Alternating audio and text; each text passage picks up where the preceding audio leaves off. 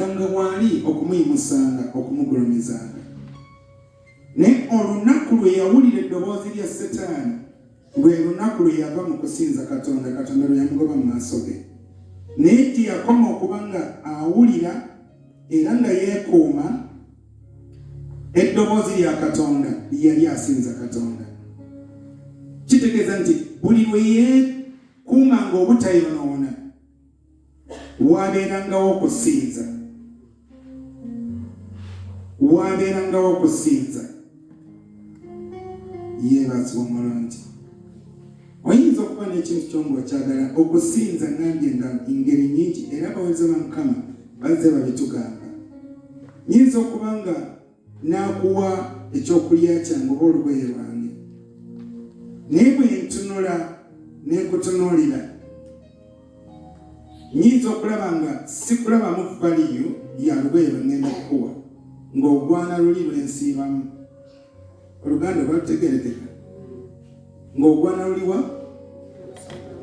Naye olw'ekigambo kya Katonda n'okwagala Katonda era nga mpeereza Katonda n'ekikola ku lwa Katonda nga sinze nandikuwadde. Nyinza okuba nina akakadde naye nga mpulira sandikuwadde kakadde. Naye olwa ddoboozi eriri mu nze muwa akakadde oba olugoye olwo lukole ki? Lumuwe. Gye nkoma okugondera eddoboozi eryo mba nsinza Katonda okusinga akakadde kana kali mu ngalo zange, okusinga olugoye oluli mu ki? Mu ngalo zange. Kati buli kye tukola katube kuwaayo kiwulire nga gwowa n'ekikutuma kinene okusinga bye wandirowoozezza n'amagoba ge wandirowoozezza mu ekyo oba gy'osuubira okufuna mu ekyo. Kabube budde kagibe emiganyolo egy'enjawulo. Abaweereza ba Katonda bangi abasinza Katonda okufiira ddala ku Adamu ne tujja nga tulaba abasinza Katonda naye mu ngeri y'essimu ne we baagwiranga okusinza Katonda. Mulimu bannabbi nga basinza Katonda n'abaamusinzizanga mu mbeera enkalubo. Ate Katonda awali embeera enkalubo Katonda akusaba nnyo okumusinza kubanga ate naye waayagala okwegulumiririza. Awali ebizibu, awali okuzitowa, Katonda ayagala alabe ki ekizitowa mu bulamu obwo. Awali okukaluba, Katonda awali obubulwa, Katonda wakusabira ky'olina. Bwe wabeera n'ebingi ayinza obutakusabira, ayinza obutakusaba. Naye w'obeerera ng'osigaza kitono wakusabira. Kubanga wabeerawo valiyu y'ekintu ky'owaayo n'ekintu ky'okola. Kati valiyu y'ekintu kino ne Katonda ali mu maaso go ki ekisinga? Akamere akannamwandu n'obulamu ne Katonda ki ekisinga? Emirundi egisinga lwaki tetumusinza kiva mu butamutegeera n'obutamanya ani ali mu maaso gaffe. Nayogedde njagala kwogera ku kusuula eno kwamanyi nyinza okuba njogera omuweereza n'atuuka bw'anaaba tatuuse Mukama ganyiza nze. Enda kwogera katono then tugende mu maaso.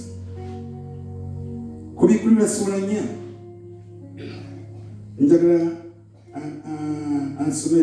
ansomereyo ku katono ennyiriri nga Bikulu okutandikirawo. Oluvannyuma lw'ebyo ne ndaba era laba oluggi oluggujjwawo mu ggulu n'eddoboozi lye nasooka okuwulira ng'ery'akagombe ng'ayogera nange ng'ayogera nti, linnya okutuuka wano nange naakulaga ebigwanira okubeerawo oluvannyuma lw'ebyo. Amangu ago nali mu mwoyo era laba entebe ey'obwakabaka yali ng'eteekeddwawo mu ggulu era nga waliwo eyali atudde ku ntebe. Naye eyali atudde yali afaanana ng'ejjinjera ya seppi. Newe tusokokomaka tugende empola. Essuula eno eraga ekifaananyi kya Katonda n'abantu be. Okubeerawo kwa Katonda n'ebiramu ebiri mu maaso ge ebimusinza. Naye waliwo ekiseera ky'ayogerako nga si kyekyo we kiri kine oluvannyuma.